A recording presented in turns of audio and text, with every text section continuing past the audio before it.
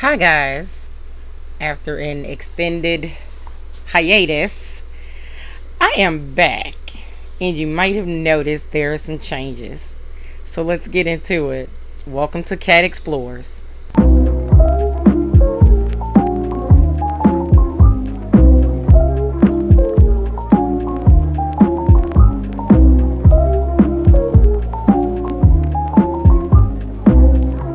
Hi, guys. I am back. And with a little rebranding. So let's talk about that first. Travel Confessions of a Cubicle Dweller was an old name I came up with back when I was a cubicle dweller. And I like the name a lot. I think I said this in the other thing, but in case you guys didn't listen to the other message, the other podcast, I'm going to say it here. So it's a name I came up with, and I just really liked it. And everybody was like, hey, you should do a podcast, like blah, blah, blah, blah, blah, whatever, whatever. And so I had just a hard time coming up with a name, and so I just decided to use that name because I liked it. And so it worked for what I needed it to work for. And then just kind of as things kind of progressed and some other things started happening, I was like, I think I want to take this podcast in a different direction. It's still a travel podcast, guys. We're still going to talk about travel and all those things travel, but there was like kind of some different things I wanted to cover. And I'm so sorry. You might hear my smoke detector chirping. Please forgive me. um, but there were so many different things that I wanted to cover. Again, I think I said this, and I apologize if I'm repeating myself, but I have kind of like a travel slogan that's called "Be a tourist in your own town." Nothing new. Be a tourist in your own city. Nothing new. They talked about it a lot during COVID, but it's something that I started to do a couple years ago, and exploring my own hometown of Houston. And there's just things that I didn't know and that I found out about, and you know, little hidden gems and different things like that. And I posted on my Facebook page and my Instagram. So if you're following me over there, guys, it's all good. The name has changed. It used to be cubicle underscore dweller. Now everything is at Where Cat Walks. Cat with the K. Um, and so I really kind of want to get back to that. I want to start showcasing a little more of that. Even in my regular travels, I'm going to do my little reviews or kind of my love letters if I like them so much. So you will definitely, this podcast is actually the love letter to Venice. And if you're following me on my social media, I love me some Venice. Some might call it an obsession, whatever. I think we all probably have a city that we're in love with, and people may or may not understand it. They may or may not like that city, but I love me some Venice, and so we're going to talk about that a little bit. And you'll get my love letter to Egypt and Cairo. Um, and we'll talk about Naples. It ain't a love letter, but we'll talk about it. I'll tell you about what happened out there.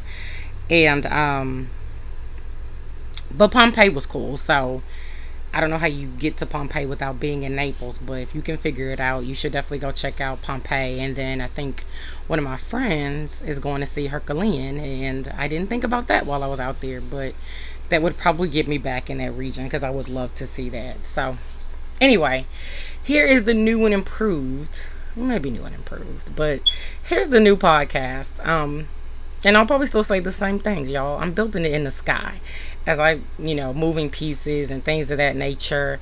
There'll probably be additions, probably no takeaways. I kind of like the direction that I'm kind of talking about going. And there'll still be interviews. One of my friends who is a women's empowerment coach, we talked about how she can come onto the podcast and talk about, empowering women. Because I am a woman. I feel kind of empowered, and people have told me that they've gotten into solo travel because I solo travel, and I don't look at myself as like I've empowered somebody to do that, but that's cool if somebody has decided to delve into the world of solo travel. um I'm cool with that. So I paused the recording because I got up to close my door because I feel like the chirping of my smoke detector is going to be in the thing, and somebody's going to make a snarky comment that she needs to change her battery, and I do, but I don't want it to interfere with the podcast. So Anyway, housekeeping business. A lot of new things are happening. I have a pay hip site. I'm selling digital prints, selling kind of some travel-y, journal-y type of things. Um, I'm also an insurance agent by day, so that's gonna have kind of everything under my umbrella that I do. But there'll be some things there, some documents, and some little how-to guides and some informational things about insurance. You're not obligated to even delve into that, but if something over there catches your fancy about insurance, feel free to feel free to pick it up. Like I said, my only channels right now are, what am I on? Instagram, TikTok, yes, TikTok, guys, and YouTube. So you feel free to follow me. Like I said, everything's under the um, everything's at Where Cat Walks.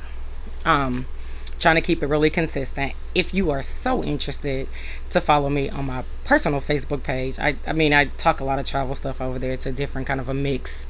I'm Katrina Moore, Katrina with the K.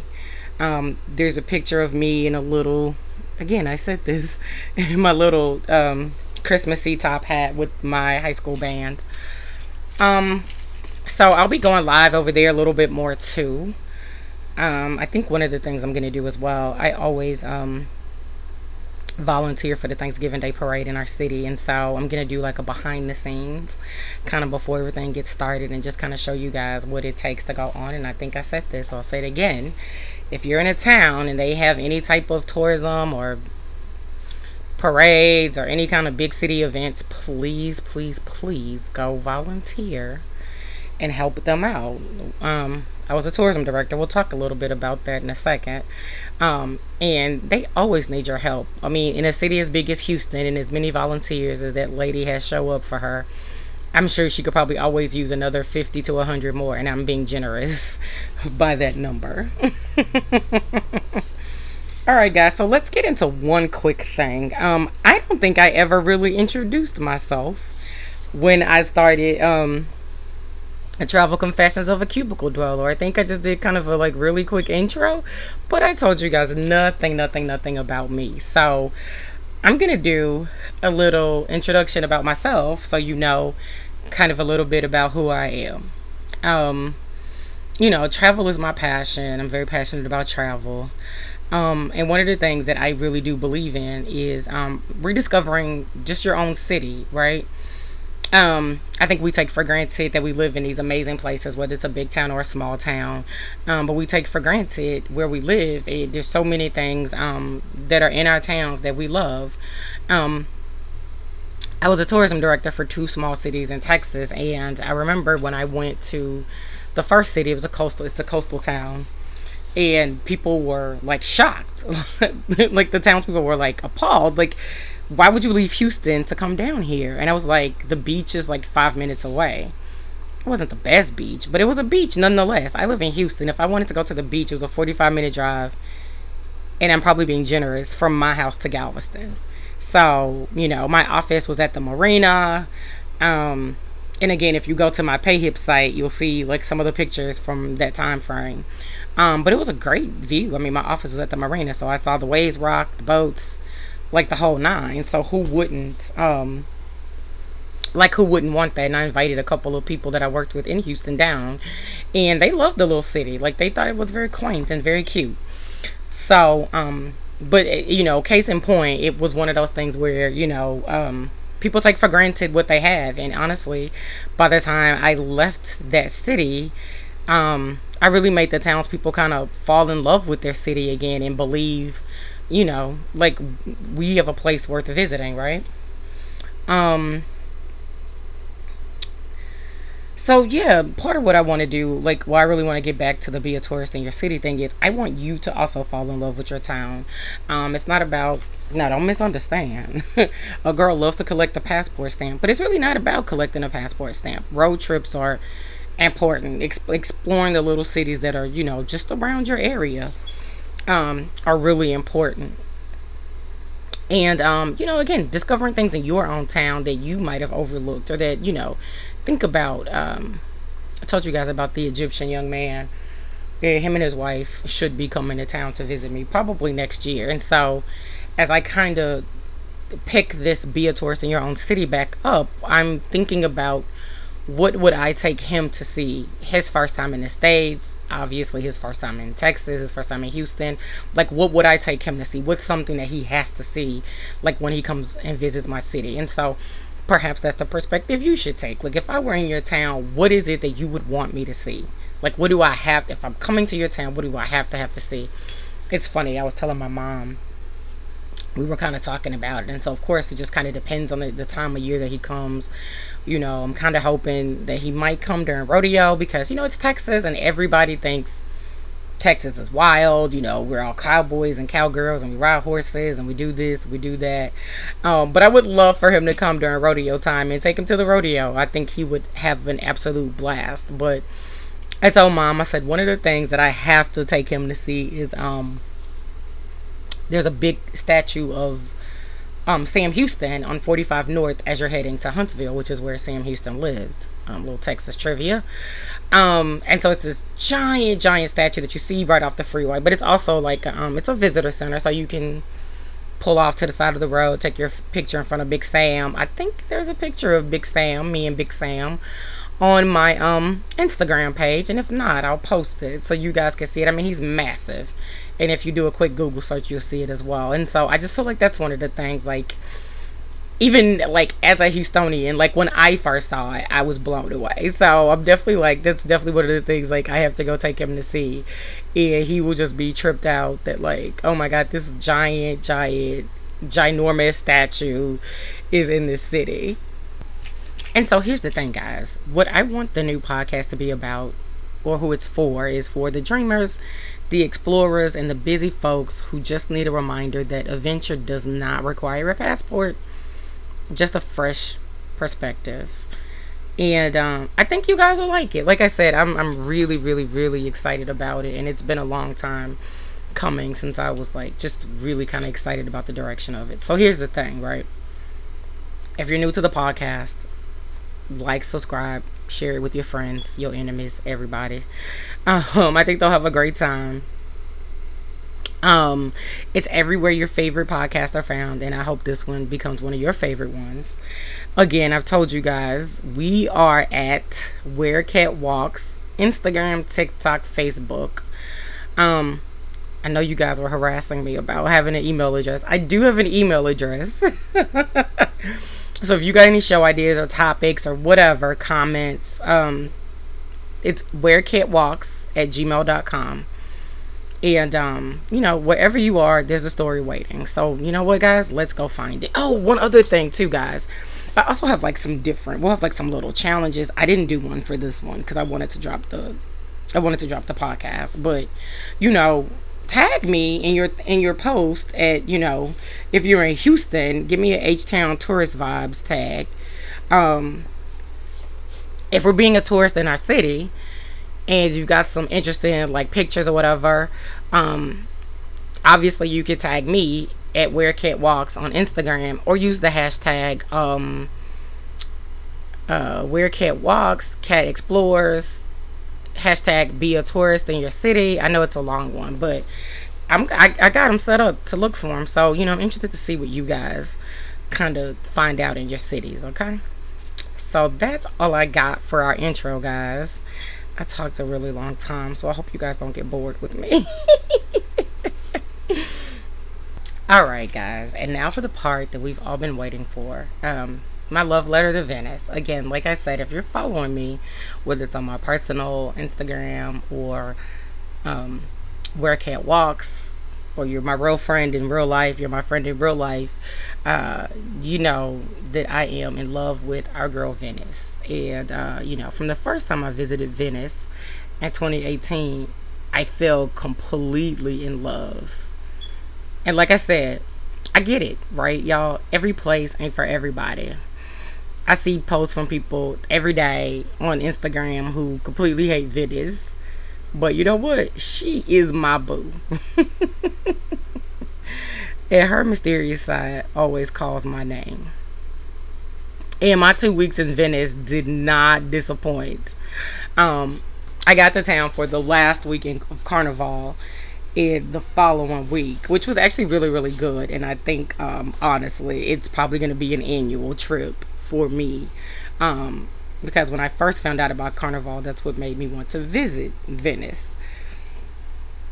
And so in 2018, I went.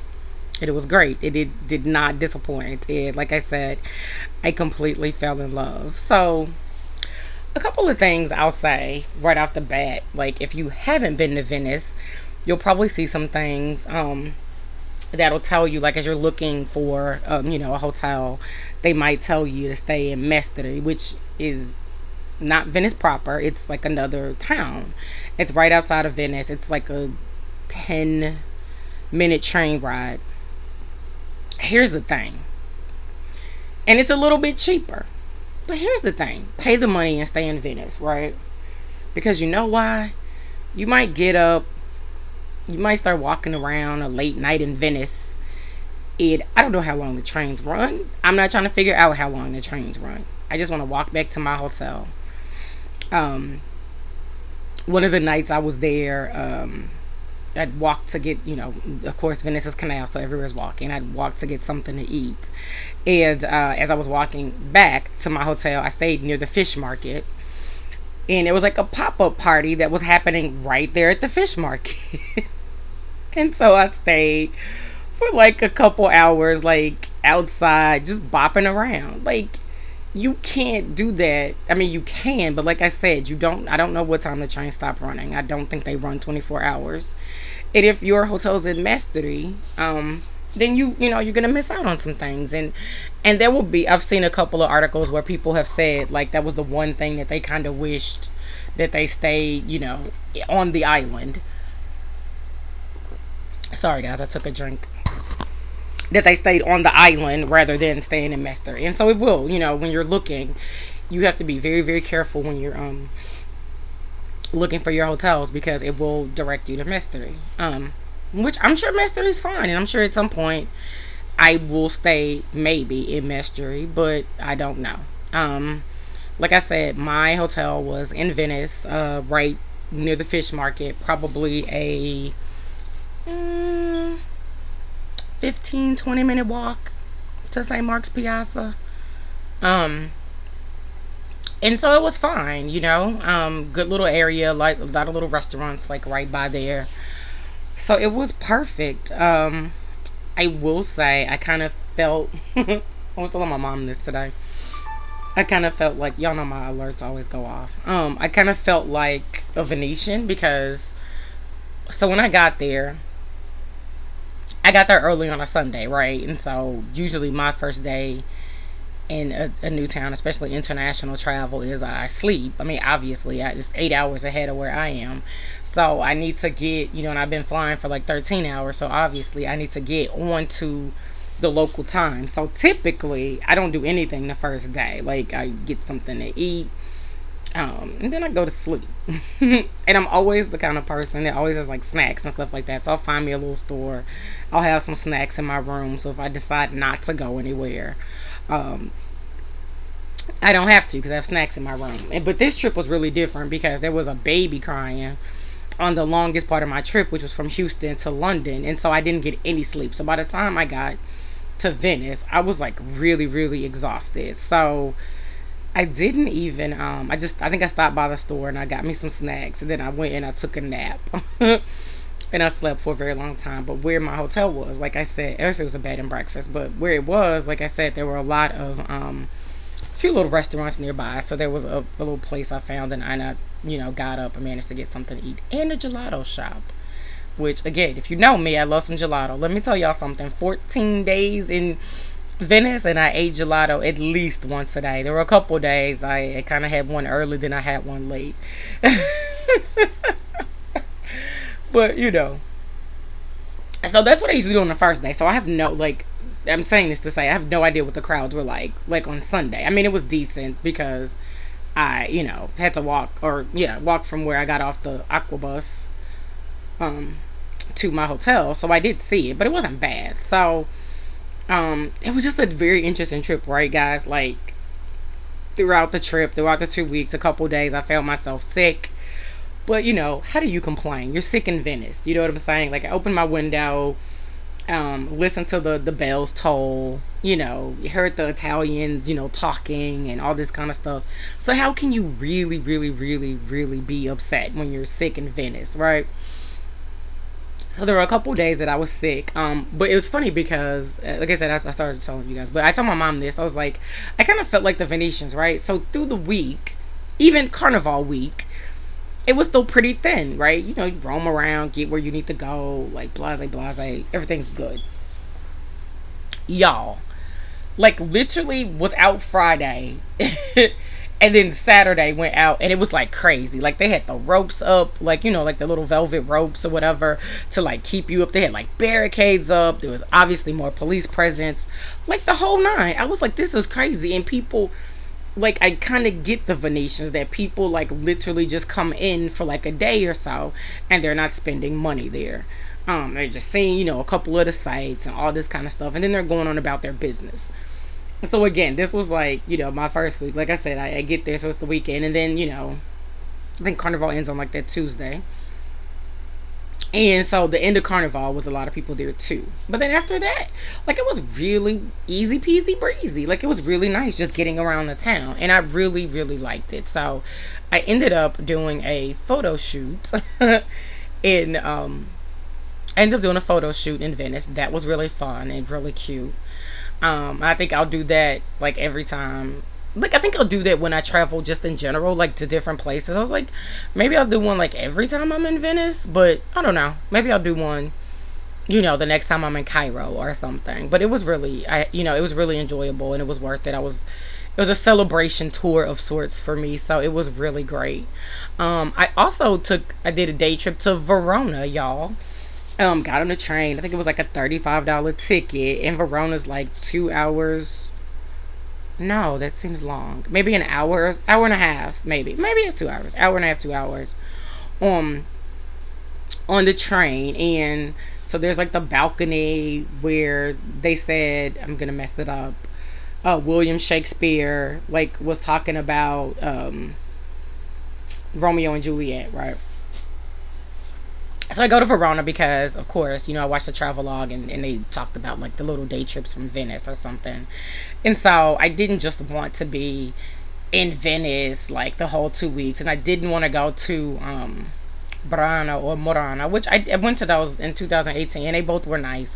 I'm not saying that, but I really just kind of wanted to explore around again. If Venice is going to be like my annual trip, I kind of want to, a 2 hour train ride ain't super terrible, right? So Verona was really nice, guys. I ended up doing the hop on, hop off, and oh my god, guys, listen, I'm so far behind on pictures. I can't even I don't even want to talk about it. So I don't even think I've posted. No, I haven't. I don't even think I've posted any of the pictures from like Verona or like even Venice, like non carnival pictures. I posted, of course, the carnival pictures. The pictures are gorgeous. The costumes are just ridiculous. The amount of money that people spend and the time they take is just, I'm always floored by that.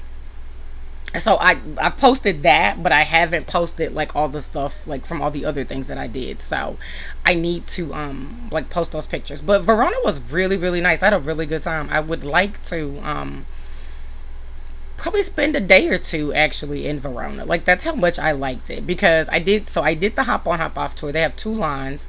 They have a red line and a blue line. Obviously they take you to different, they take you around the town in different ways, in different areas. They don't like overlap each other. Like one little place that was where you can get on and get off, but that's the other place where they overlap.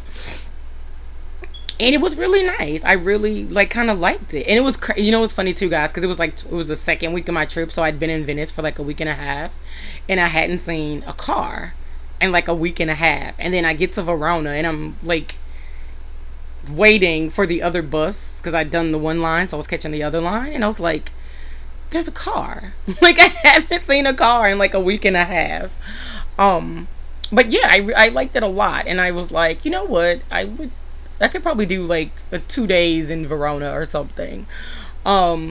Oh my God, guys. I was gone for 5 weeks. And so I thought I was a reformed overpacker, but I kind of packed almost too much. Like, I ended up having to ship things back home when I got to Egypt. But we'll talk about that more when I get to Egypt. When I get to my love letter to Egypt. But I don't regret a thing, right? I bought what I wanted to buy. I did what I wanted to do. And it's not even about things like being expensive, right? Like, I've learned in all my travels, I've learned how to haggle with people. You don't just haggle in poor countries, I haggle in rich countries too. So I learned how to, this guy's ring I wanted to buy, a glass blown ring, and he said it was like $8. And I was like, $8? Man, I done bought glass rings all over this place for no more than about five. And so I was like, nope, and walked out. Did he like practically chased me out the door? Was like, okay, okay, okay, like how much? And I was like, five. And he was like, okay. So I say that I'm not even coming from like an inflated sense of like whatever, like, because travel doesn't have to be expensive. And this is one of the things I'm kind of pissed off about in some of my videos that I post on my YouTube channels. People like, well, some of us don't have disposable money. And I'm like, it's not even about that. Like, you look and you shop and you budget. You do the same things that you do any other time, right? And like I said, I don't always talk prices, but the tour that I took in Egypt actually dropped like half price, and so I bought it. And the ticket from Naples to Egypt was like $150, $120. I can't remember. It was somewhere like that. And so I was like, well, I'm gonna be over there, so that makes more sense. It didn't make sense for me to come back home and then fly back over there. I was already over there. And so yeah, so people just, child, I don't know, y'all. Y'all know how I get. But people leave me nasty little messages. I'm still not tough enough to take it, because I'm like, I'm not trying to be pretentious or anything. I mean, I'm living life, man. I told you guys, I went to that funeral for that young girl, and her life was just beginning. And so I just want to make the best of it. I want to live my life to the fullest. And I would advise that for anybody. I'll segue into Egypt just a little bit. But it's like, isn't that everybody's like bucket list trip, or like most people most people want to go see like the pyramids and the Sphinx and stuff like that. Venice may or may not be on your list. That's cool. I'm okay with that. I'm okay with whatever. But like those kind of things. Like, have you? I mean, still amazed. And I just actually, right before I started recording the podcast, the Rick Steves travel log about Egypt was on, and I watched it, and it's just incredible. Like, he was talking about one of the temples, and how it was like over 3,000 years old or something. And I was looking at it, and I was like, it took me back to that place because I visited that temple. But I'm like, yeah, man, like that's like such a piece of history, and it's so old, but it looks, still fresh. And I mean, again, like, people talk about Venice is sinking, right? So, you don't, I mean, it's probably not going to sink in our lifetime, but you don't know how, I mean, look at that. What was that? Notre Dame caught on fire a few years ago. Like, you don't know how long any of these treasures, these international treasures, will be around. So, I want to see it all while I can. So, yeah, like, even just, back to Venice. But I get to Venice, and like every day, this was my my thing. There's a nice little gelato shop right there in St. Mark's Piazza that I would get my little daily. If I was gonna have a gelato early, I would get my little gelato there, and it is great. The prices are reasonable. You can get a water and everything there. And I would literally just sit in the square and just people watch. It like watch the costumes. And sometimes I was on the phone with kind of my cousin and my mom, and kind of showing them, all the things that were kind of going on around it and all that kind of stuff. But and one of the things I just discovered the term for it. I didn't know what it was, but slow travel. I used to be the person that had an itinerary, and I had to do 12 things a day, and I was one of those people that got back from their vacation. I was tired, and now I'm like, what? Whatever happens, happens. Like I told you, like I told y'all, I think the third day I was in Venice, I got sick, and I was like, oh my God, I'm sick, and I didn't care. I was like, first of all, I'm gonna be here another week, so what's a day of being sick? And like, what's one day of being sick in Venice? But I got sick like 2 of the days, and it wasn't the food. I just anyway, longer story. But it wasn't the food. Trust and believe me, there. Um, um, but yeah, so I'm like, what's one day? And like literally that day, I spent the whole day in bed. I opened. I was there in February. I told you Carnival, so it's February, so it was a little cool outside. But I liked the cool, so I opened my shutters, and I was laying in bed. The Ten Commandments was on in Italian, so that was pretty funny to watch. And then the bell started tolling, and I thought that was really great.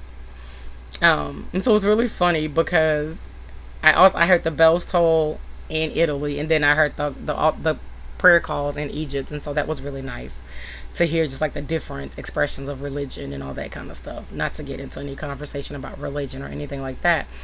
And so that day, that's what I did. I mean, I'd seen the Ten Commandments before, so from that perspective, I kind of understood it. And then there was some other movie that came on, and for the life of me, I can't remember the name of the movie right now, but um, I watched it, in quotes, watched it. But it looked really good. Like the little facial expressions were really intense. I have to go back and I Googled it in my phone, so I have to go back and look at my search. Because I was like, I want to watch this. I think it was an American movie too. So it was like, it was subtitled. I mean, it was dubbed in Italian, but it looked really good and really interesting. So one of the things too that happened, guys, was I bought a wallet when I was in Italy in 2018, and I lost it. Actually, well, I lost it. I can't find it. I lost it this past Christmas. And so one of the things that I was like, okay, I'm going back to Venice. So I was like, I got to replace this wallet. Really intricate wallet. Really beautiful. No, I posted on my Facebook page, but I can post it on my Instagram if anybody's interested to see what it looks like. It's a gorgeous wallet. And so every leather shop that I walked into, I was looking for this wallet, and I didn't find it. So I was getting really frustrated because I was like, man, this is a really... So I bought another wallet because it was really pretty. But it still wasn't like the wallet, right? Because I get complimented on the other wallet like all the time. People are like, oh my God, that wallet's beautiful. And so one of the days I happened to get sick. So I wasn't feeling well that morning. And then I got up, kind of got myself together. I got my bearings. But I walked a different way.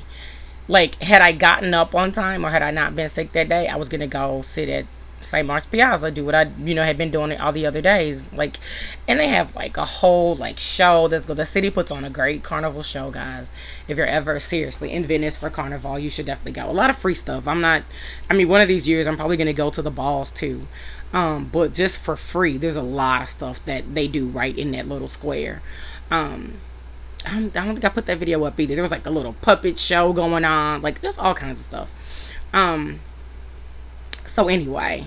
But anyway, so because I got sick that day, I ended up going another way. I hadn't gone that way. I wanted to just kind of check out what's going on. It was a restaurant that I ended up eating at the food was really good as well.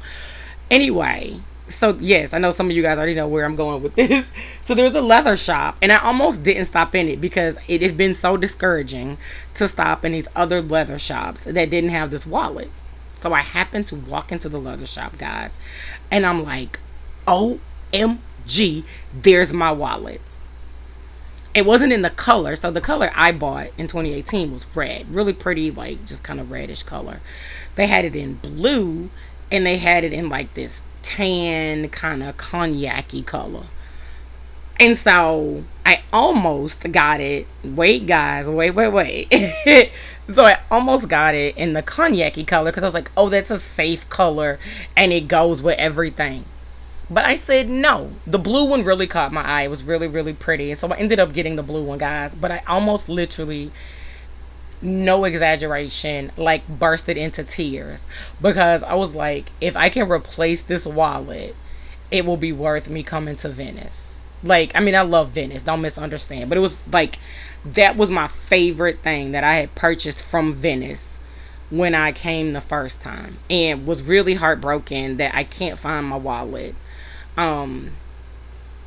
Like all of that. And so like, when I saw it, I like immediately called my mother, and I was like, look, I video called. I was like, look what I just found. And she was like, oh my God, you just found your wallet. And so it was, that part was like completely just worth it, guys.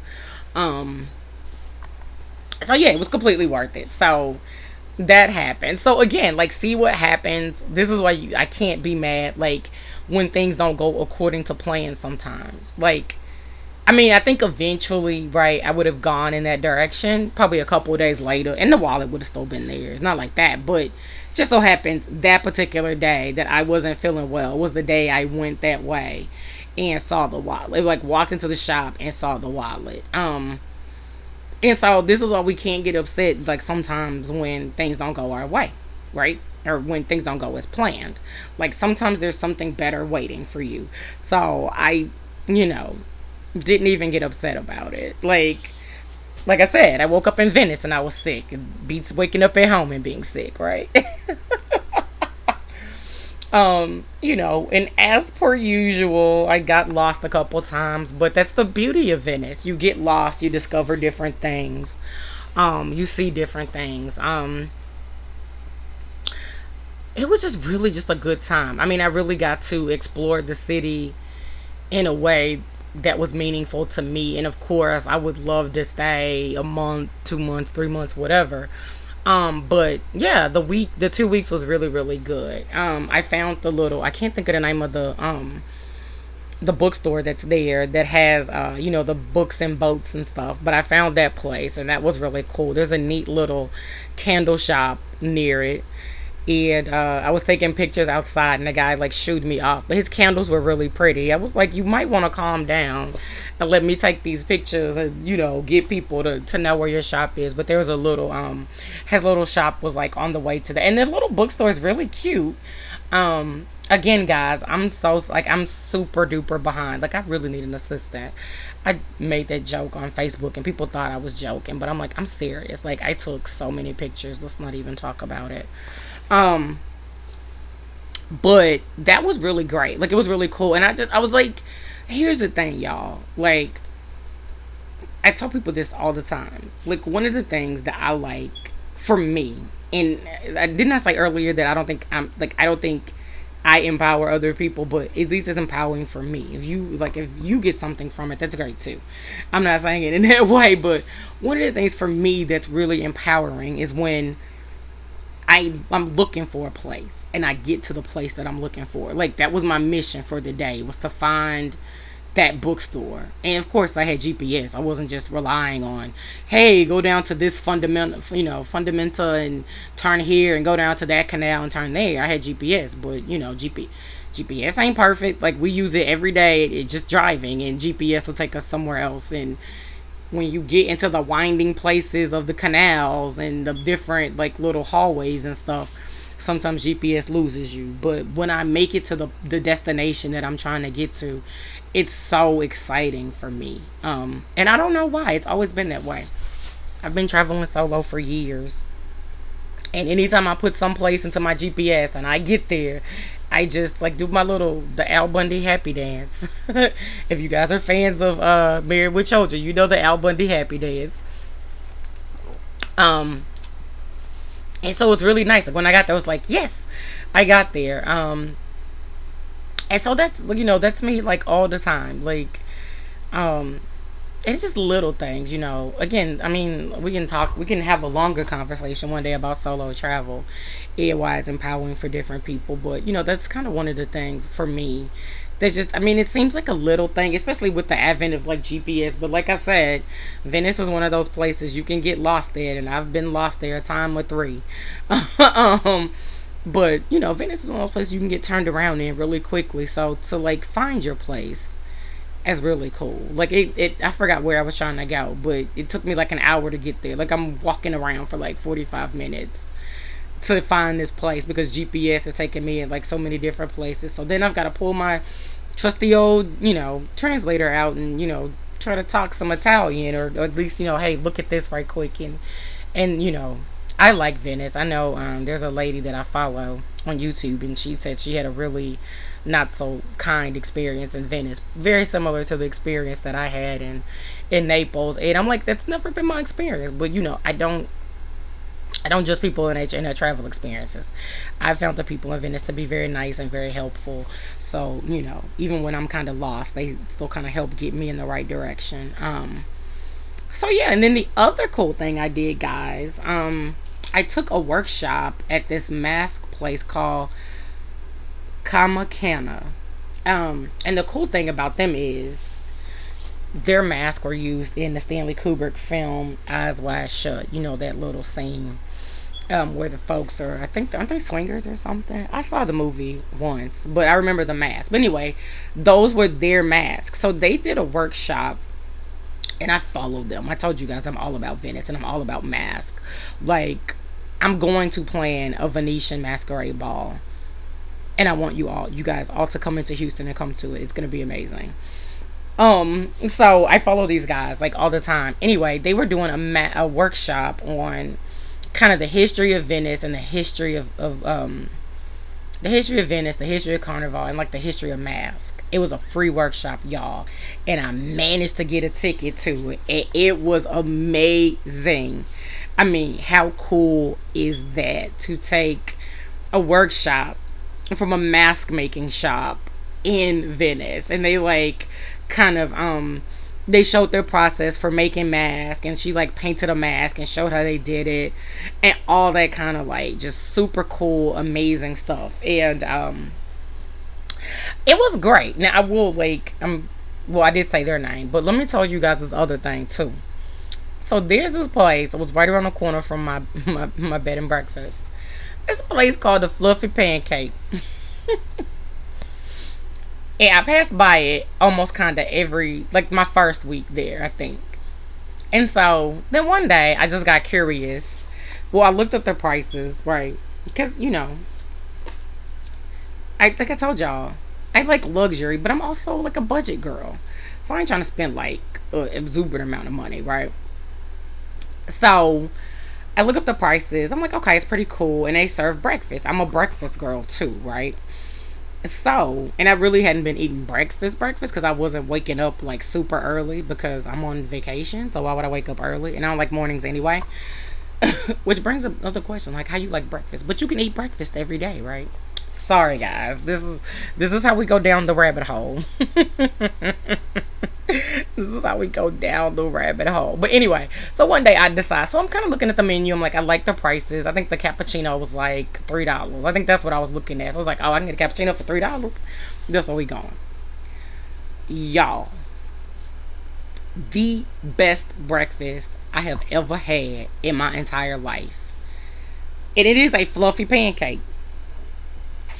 I really don't know what makes it fluffy, but it's a fluffy pancake, y'all. And it was really, really good. So I literally ate there like twice. The day I ate there, whatever the first day I went, and then the second day, the second time was like the day I left, like to go to Naples. Like I got up early, was like, what time do they open? And I was probably the third person in there, and I got in there and ate.